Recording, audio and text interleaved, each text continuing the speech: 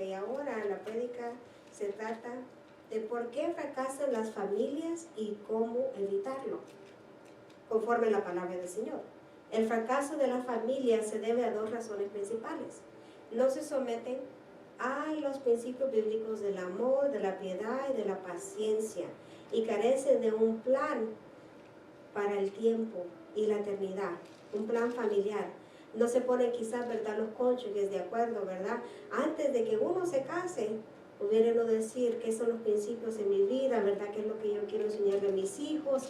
Cómo, ¿verdad?, mis hijos deben de crecer en cierta forma. Es lo que el Señor quisiera que nosotros hiciéramos, ¿verdad? Pero quizás nosotros no conocíamos a Cristo cuando venimos, ¿verdad?, al matrimonio. Y no hicimos esos planes. Pero ahora tenemos la palabra del Señor que nos instruye día a día de cómo, ¿verdad?, seguir en el plan familiar para poder nosotros y nuestras familias servirle a nuestro Señor Jesucristo.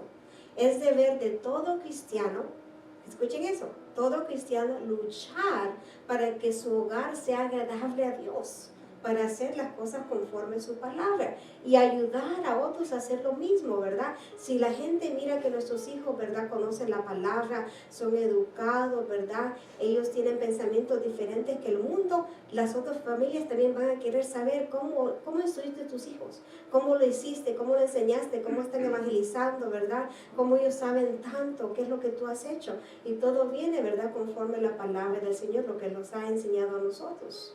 Debemos fortalecer los vínculos del amor, de comprensión en la familia y respeto. Son tres cosas bien importantes, ¿verdad? Mis hijos siempre me dicen, ¿verdad?, mamá, ¿me perdonas? Y yo le digo sí, porque así el Señor me lo demanda, ¿verdad? Y yo también le digo, me perdono, porque somos humanos y hacemos errores. Y dicen, sí, ¿verdad?, yo te perdono, pues para que Dios me perdone a mí también. Y ¿verdad?, es algo tan fácil que viéramos nosotros de poder hacer, pero a veces es tanto difícil, ¿verdad? Porque tenemos cosas en nuestros pasados o quizás nos fuimos enseñados así, pero es lo que el Señor quiere, que nosotros pongamos en práctica cada palabra que Él nos habla, ¿verdad? Que sea rema nuestro espíritu, que seamos esos hacedores, no nomás oírla, no decir, Padre, déjame para que esa palabra de verdad penetre mi corazón, mi alma, y para que yo pueda ponerla en acción para tu reino. Si Jehová no edificare la casa, en vano trabajan los que edifican. Si Jehová no guardare la ciudad, en vano vela la guardia. Salmo 127, versículo 1. Siempre el Señor tiene que estar ahí.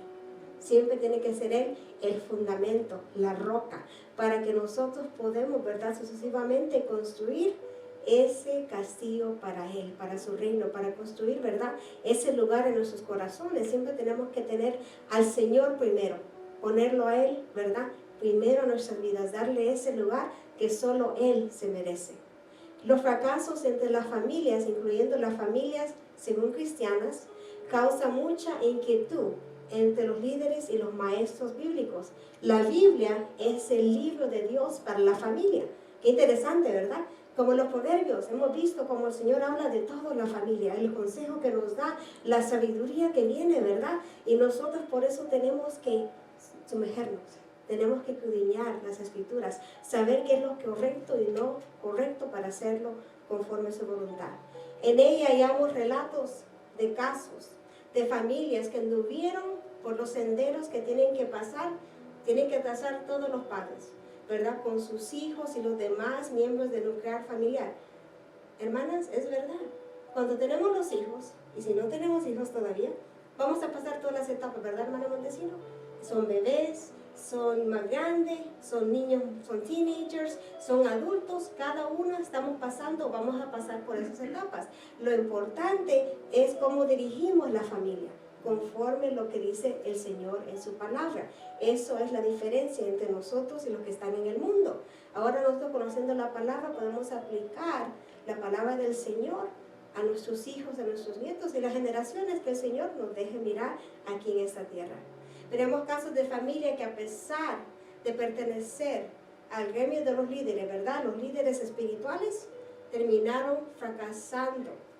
Y no afectaron solo a las familias de ellos, ¿verdad?, a sí mismos, afectaron también a los más extensos del pueblo de Israel. Nosotros también, hermanas, hermanos, si nuestro testimonio no va conforme a la palabra, afectamos a los demás, podemos ser piedra de tropiezo. Y la gente puede decir, yo no quiero conocer a ese Cristo, yo no quiero conocer ese Evangelio. Porque si así es ser cristiano, pues yo no quiero ser esa persona. Por eso es muy importante, si nosotros decimos ser cristianos, cristianas, tenemos que ser esos representantes para el Señor. Hacer las cosas lo mejor posible, como decía la pastora, en excelencia para el Señor, ¿verdad? Para que los demás puedan ver que Cristo todavía vive a través de nosotros. Esté con nosotros Jehová nuestro Dios, como estuvo con nuestros padres, y no nos desampare ni nos deje. Primero de Reyes, capítulo 8, versículo 57. Los patriarcas, los profetas, los reyes y personajes de gran importancia en la Biblia fueron también hijos, esposos y padres. Miraremos las distintas crisis que pueden sobrevenir a las familias, las cosas que todavía están pasando en las familias modernas, están pasando por estas crisis. Y hermanos, hay tantas cosas que pueden venir sobre las familias. Tenemos unos vecinos, tienen un muchacho. El muchachito quizás, imagino que tiene como 8 o 9 años, ¿verdad? Y lo miramos a él mucho afuera, no importa si está lloviendo, si está frío, si está caliente. Pero lo interesante de este muchacho es que siempre se pone pelucas de diferentes clases. Ahora, yo no conozco el trasfondo de él, de su familia, nomás oro, porque algo, ¿verdad?, no está bien en el entorno de este muchacho.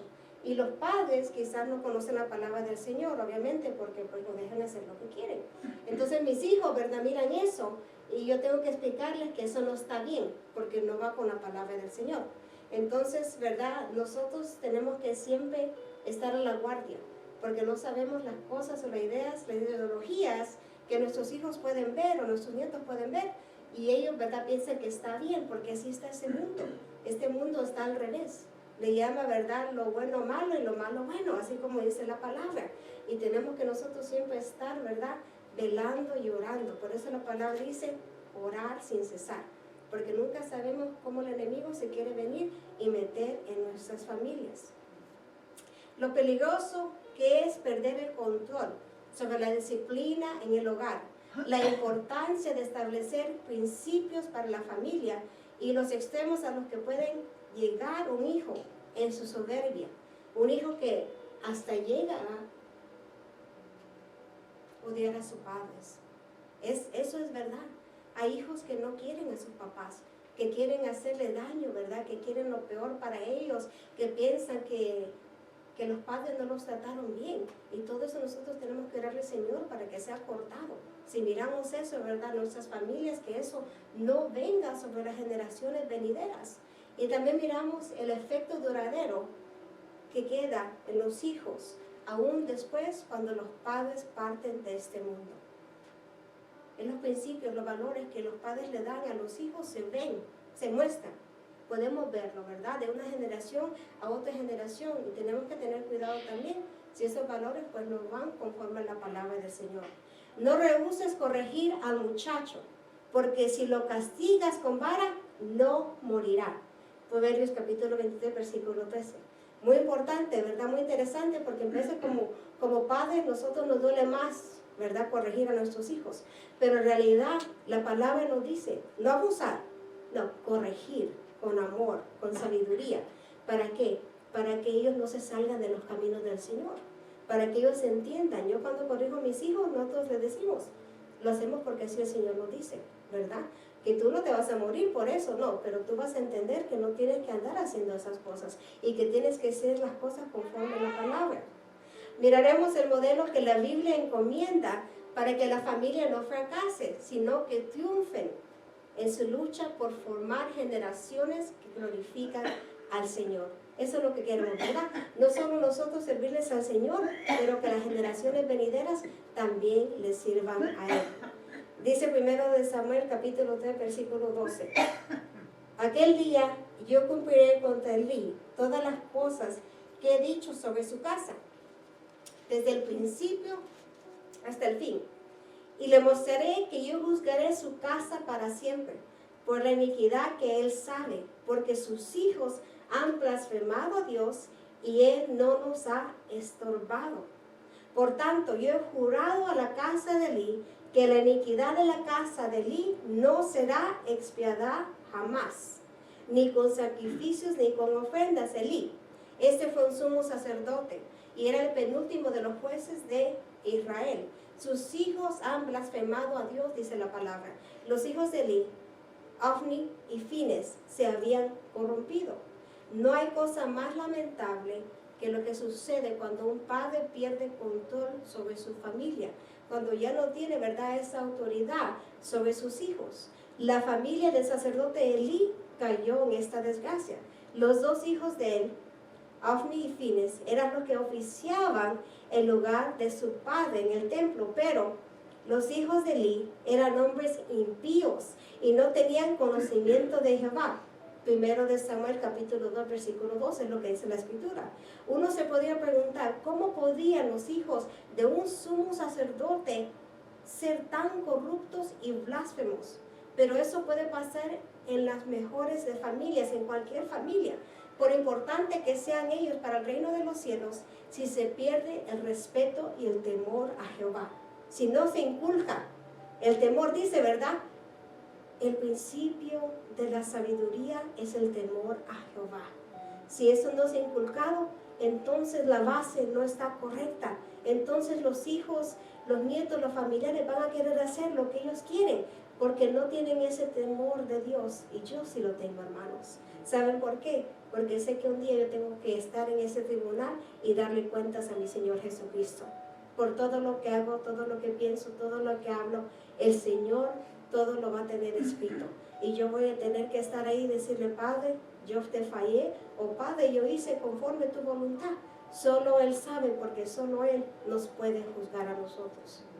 En el pasaje que leímos se ve que Dios le habló al joven Samuel y Él le declaró que el juicio que vendría sobre la casa del anciano Elí, no había torno para atrás. Ya el Señor había decretado la palabra, ya había dado Él, ¿verdad?, lo que iba a pasar. Pero muy importante, hermanos, acordémonos que el Señor tiene misericordia y piedad. La palabra no dice que Elí reconoció su error y que él dobló rodillas y que él fue y clamó al aposento. No, él dejó que sus hijos siguieran haciendo lo que estaban haciendo. Si él hubiera hecho eso, quizás el Señor hubiera quitado ese juicio sobre él, así como lo ha quitado, ¿verdad, hermanos?, sobre nosotros. Cuando estamos nosotros, ¿verdad?, nuestros deleites y nuestros pecados, estamos en el mundo, no conocíamos del Padre, hacíamos lo que queríamos, había un juicio sobre nosotros. Y después el Señor, ¿verdad?, tocó nuestro corazón, nuestro espíritu, nuestra alma, y Él nos ha redimido para su reino. Qué precioso es eso, saber que aunque un juicio fue traído en contra de nosotros por Satanás, por el enemigo, el Señor nos ha rescatado.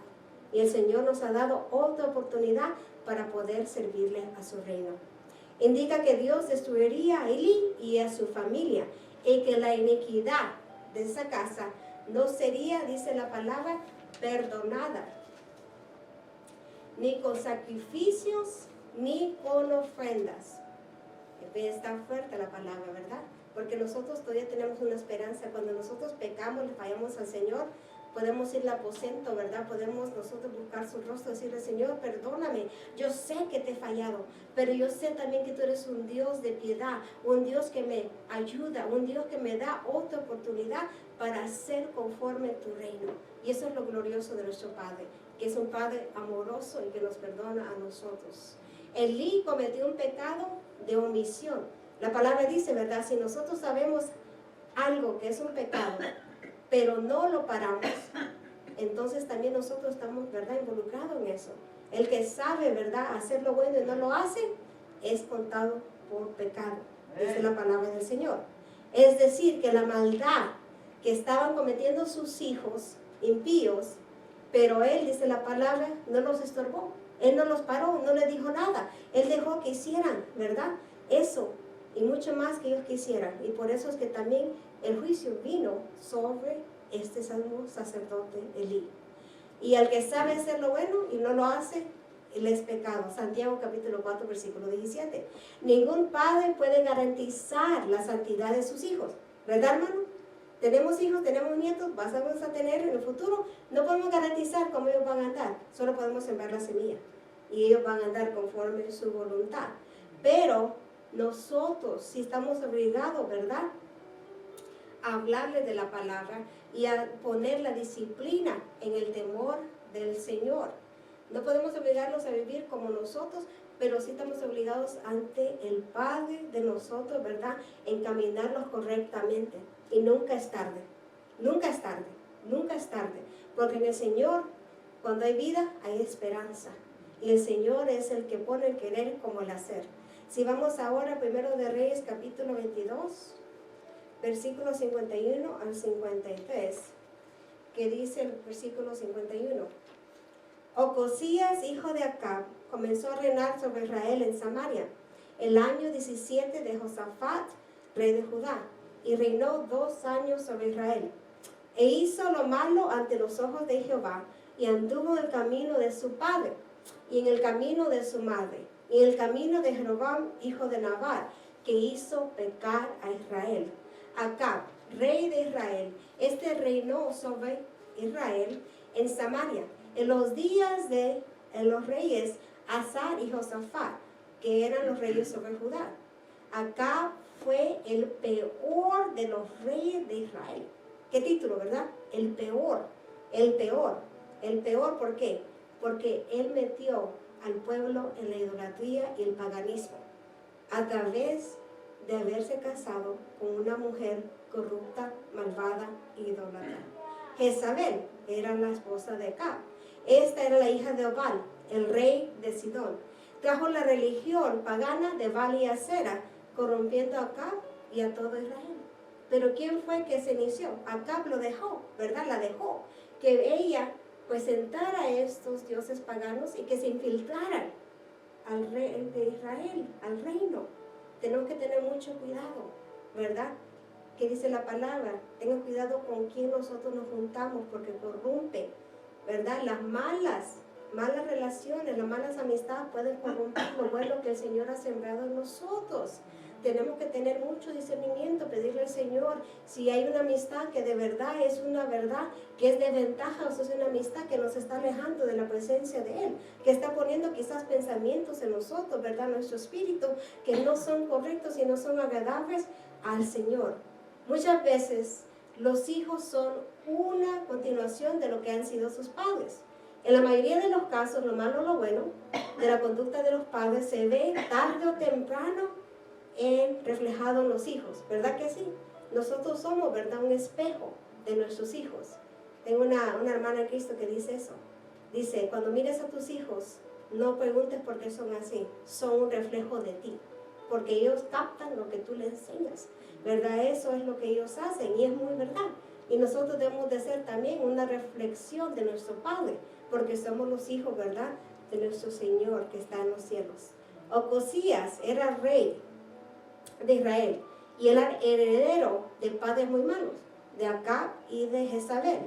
El amor por esta idólatra y malvada enemiga de Dios convirtió a Acab en un miserable adorador de los dioses más horrorosos. ¿Saben por qué?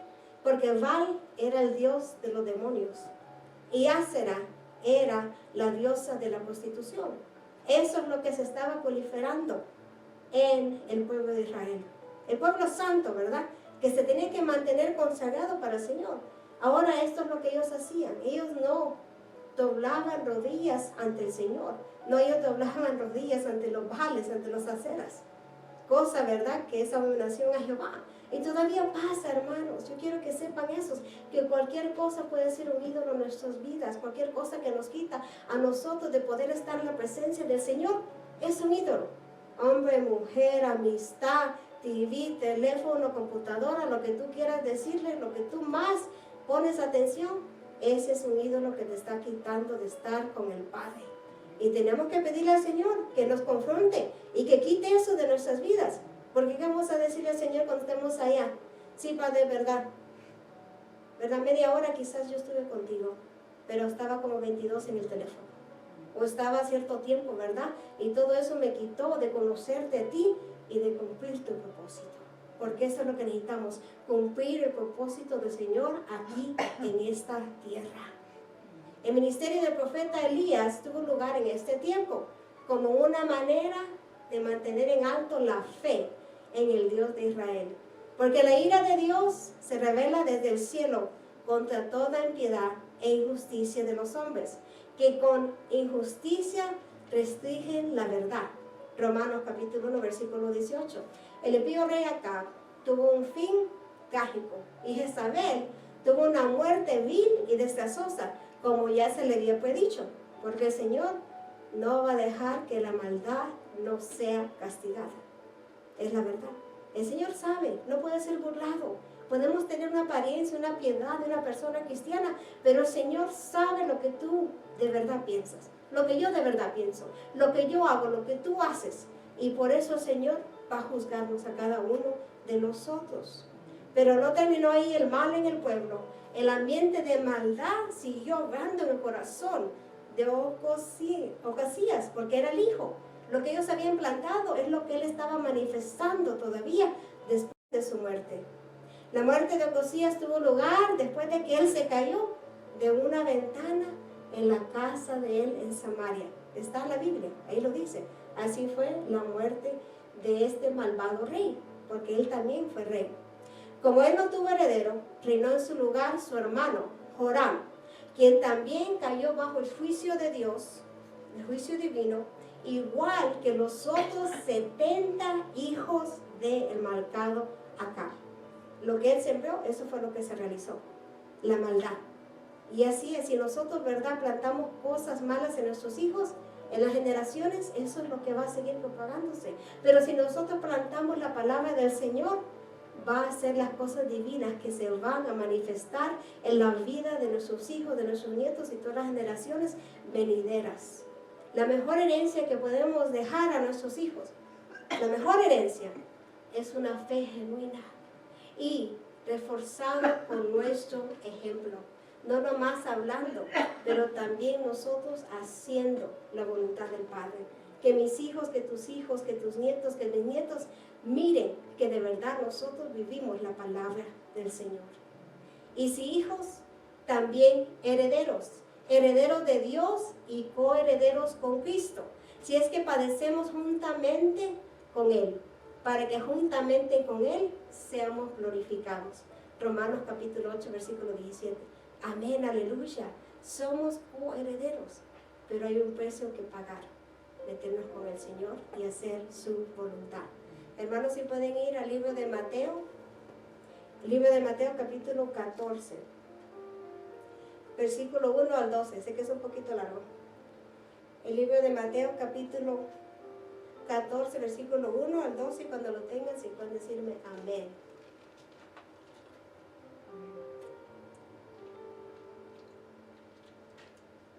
Hermana Montesino, ¿puede dar la lectura, por favor? 14. Sí, hermano. En el nombre del Padre, del Hijo y del Espíritu Santo. Amén. Y en aquel tiempo Herodes el tetrarca oyó la fama de Jesús y dijo a sus criados: Este es Juan el Bautista, ha resucitado de los muertos, y por eso actúan en él estos poderes. Porque Herodes había prendido a Juan y le había encadenado y metido en la cárcel por causa de Herodias, mujer de Felipe, su hermano. Porque Juan le decía: ¿no te es ilícito tenerla? Y Herodes quería matarle, pero temía al pueblo, porque tenían a Juan ser profeta. Pero cuando se celebraba el cumpleaños de Herodes, la hija de Herodias danzó en medio y agradó a Herodes, por lo cual éste le prometió con juramento darle todo lo que pidiese. Ella, instruida primero por su madre, dijo: Dame aquí en un plato la cabeza de Juan Bautista. Entonces el rey se entristeció, pero a causa del juramento y de los que estaban con él a la mesa, mandó a que se le diesen, y ordenó decapitar a Juan en la cárcel. Y fue traída su cabeza en un plato y dado a la muchacha, y ella le presentó a su madre. Entonces llegaron sus discípulos y tomaron el cuerpo y lo enterraron, y fueron y dieron las nuevas a Jesús. Amén. Se pueden sentar, hermanas. Herodes el tetrarca. Este era Herodes Antipas, hijo de Herodes el Grande y hermano de Herodes Felipe. Dice Herodias, la palabra, fue la esposa de Herodes Felipe y luego fue la mujer de su cuñado, de Herodes Antipa. Ella utilizó a su hija para satisfacer su odio en contra de Juan el Bautista. En el Nuevo Testamento también tenemos casos donde la culpa de los fracasos de la familia son los padres. Lo que ellos, ¿verdad?, le enseñan a los hijos es lo que pasa.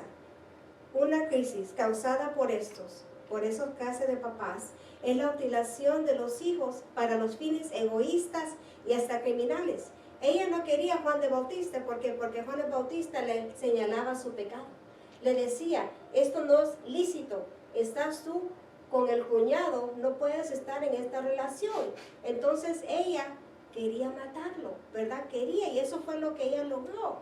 Logró que su hija, a través de esa borrachera que tuvo, ¿verdad?, Herodes Antipa, que ella le puede decir, lo que yo quiero es que me des la cabeza de Juan el Bautista. Lo logró. ¿Pero a causa de qué?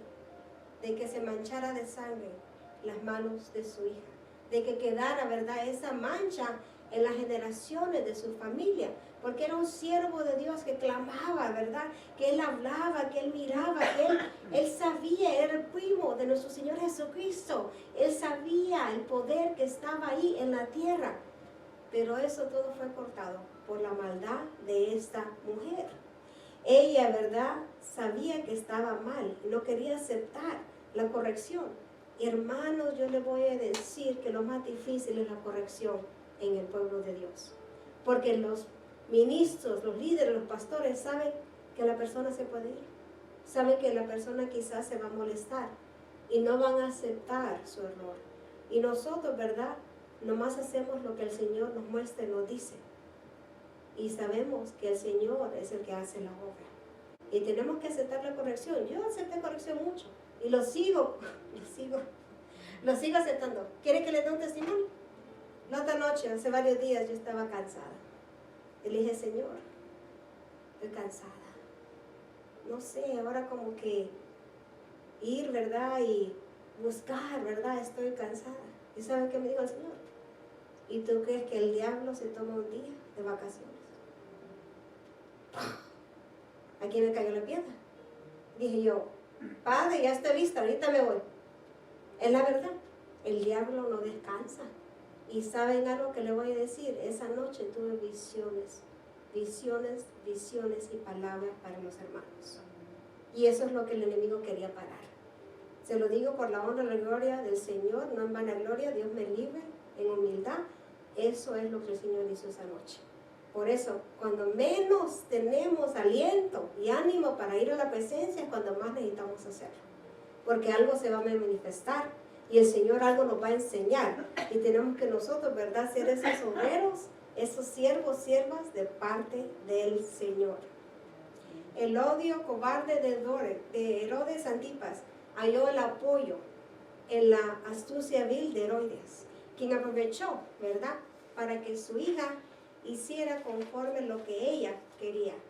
Ella, instruida primero por su madre, dijo, dame aquí en el plato la cabeza de Juan el Bautista, como leímos Mateo capítulo 14, versículo 8.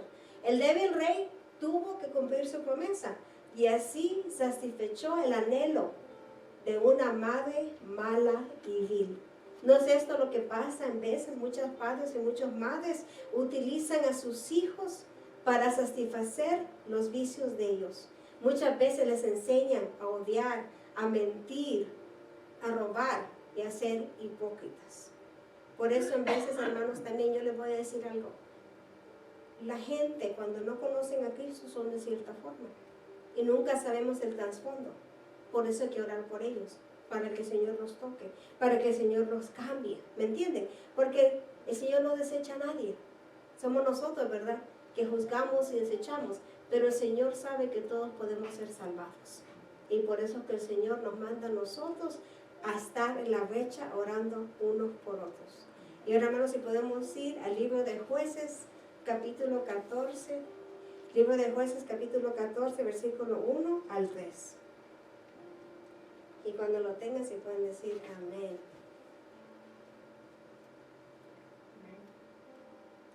Hermana, ¿puede leerlo, por favor?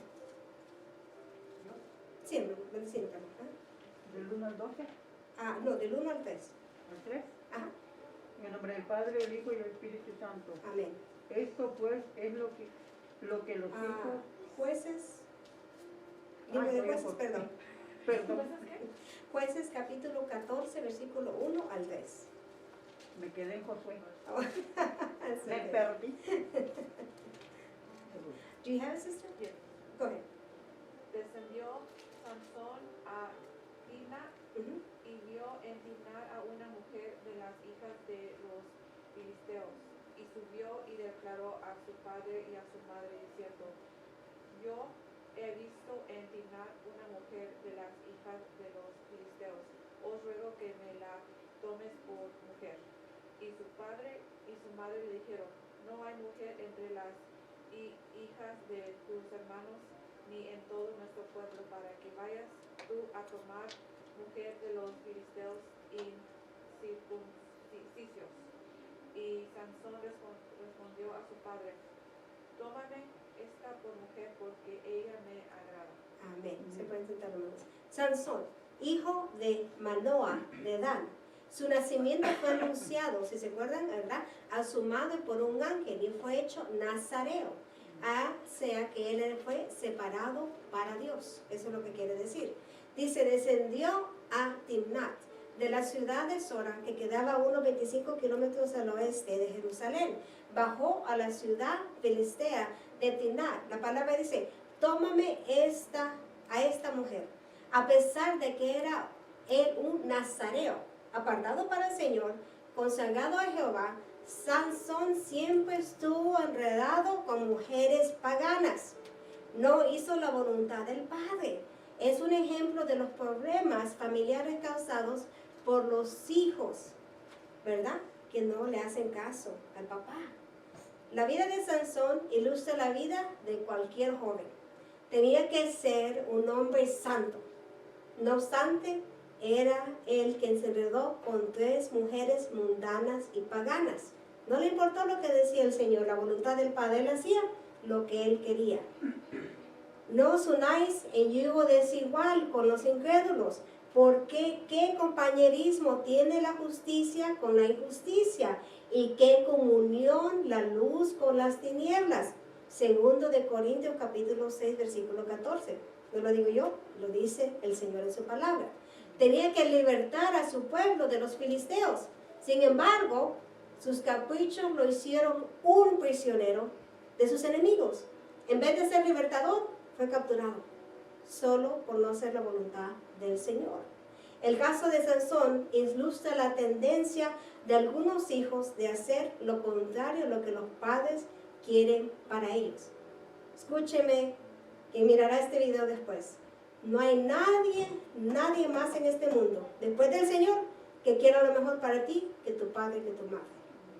Porque ellos no van a querer que tú sufras. Ellos no van a querer que tú pases por malas experiencias, no. Ellos van a querer que tú tengas el amor, que tengas la paz y que conozcas al Señor, que sea centro de tu vida, para que tú también puedas tener eso en tu matrimonio y enseñarle a los hijos y a tu descendencia. Porque de verdad, un amor en Cristo, una familia en Cristo, es tan diferente a un amor y una familia en el mundo. Hay tantas cosas que el Señor añade. Y lo más principal es que Él es el centro. Y eso es lo más importante. Cuando un joven o una señorita se enamora de alguien, cree que esa persona que quiere es la mejor en el mundo. No hay consejos, no hay ruegos, ni amenazas que cambien su camino, hasta que caen en la trampa y ven que sus sueños se convierten en terribles pesadillas. Muchas personas han dicho esto. Yo he escuchado esto en el mundo, incluso en la iglesia. Pero es que yo no sabía que este hombre o esta mujer era así. Mentira del diablo. Todos sabemos, todos miramos. Pero ¿qué pasa? Cerramos los ojos espirituales. Cerramos el discernimiento y vamos y hacemos lo que nosotros queremos. Por eso que hay que pedirle al Señor. Tenemos que hacer la voluntad de Él. Porque Él va a saber que dice el Señor, no te fijes en el físico de afuera, fíjate en el corazón de la persona. Fíjate cómo me sirve, cómo me ama, cómo está, ¿verdad?, haciendo mi voluntad. Porque una persona que ama a Dios va a tener un amor genuino para ti. Eso es la verdad. No entendemos eso, pero es la verdad. Mucha gente se guía por lo que está afuera, pero esto se desgasta. ¿Qué es lo que se revive? Dice la palabra. El espíritu adentro de nosotros. Eso no se acaba hasta que vamos a la presencia del Señor. Hijo mío, está atento a mis palabras, inclina tu oído a mis razones. Proverbios capítulo 4, versículo 20. Esperemos que los jóvenes reflexionen y vean si están de verdad adentro del propósito que Dios tiene para ellos. Y ahora, hermanos, vamos al segundo libro de Samuel. Vamos a ver versículos, ¿verdad? Segundo libro de Samuel, capítulo 15. Segundo libro de Samuel, capítulo 15, versículo 1.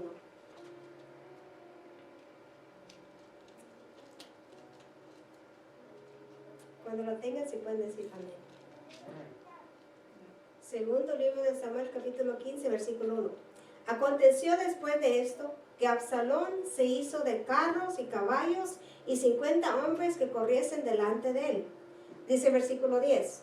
Entonces envió a Absalón mensajeros por todas las tribus de Israel diciendo: cuando oigas el sonido de la trompeta diréis: Absalón reina en Hebrón.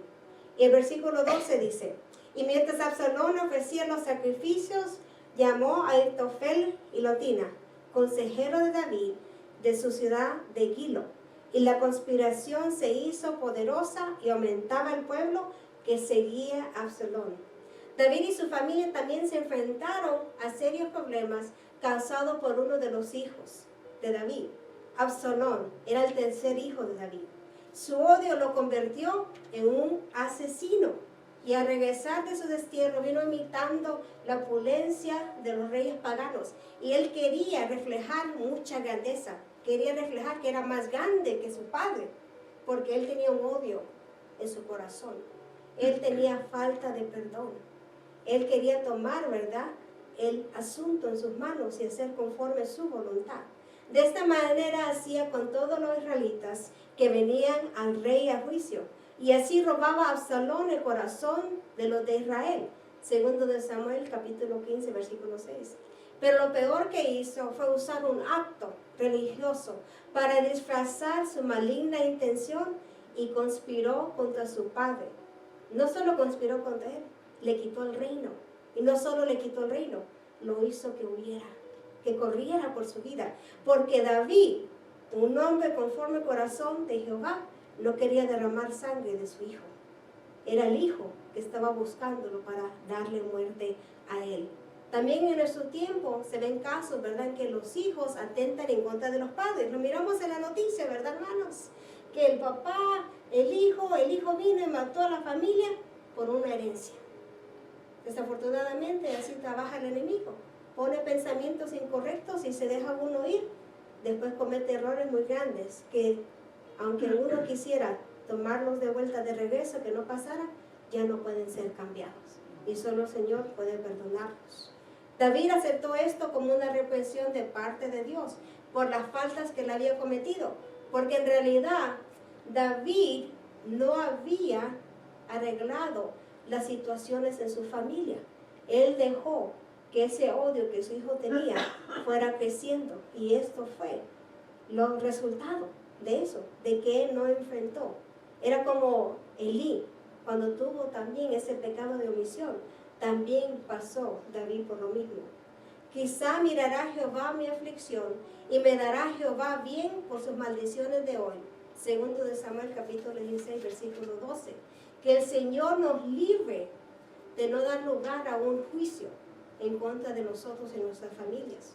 Demos nuestra vida al Señor y hagamos que nuestros hijos participen de todo lo que nosotros hacemos.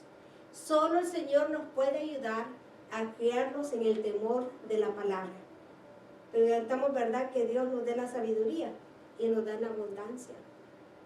Y si alguno de vosotros tiene falta de sabiduría, pídale a Dios, el cual da a todos abundantemente y sin reprocho, y le será dada. Santiago capítulo 1, versículo 5.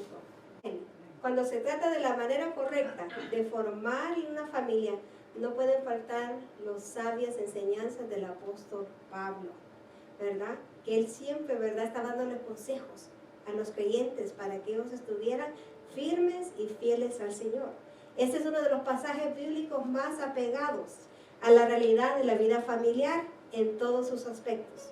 El versículo 1, hijos, obedeced en el Señor a vuestros padres porque esto es justo.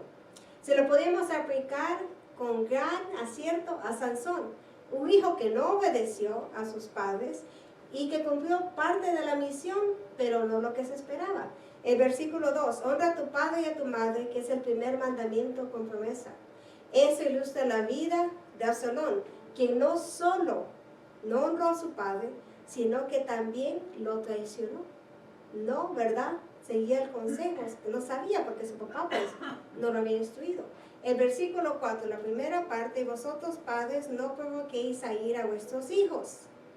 La queda muy bien a Heroías, esta malvada mujer que abusó de su hija y la indujo a un crimen de sangre. Y la segunda y la tercera parte, sino criarlos en disciplina y amonestación del Señor. Ayudan a los padres a no caer en la crisis de la pérdida de control de sus familias, como le sucedió al sumo sacerdote Elí. Mejor es adquirir sabiduría que oro preciado, y adquirir inteligencia vale más que la plata. Proverbios capítulo 16. Como padres cristianos, podemos con la ayuda del Señor poner en práctica los consejos del apóstol Pablo. Hay mucho más que el Señor dice sobre las familias.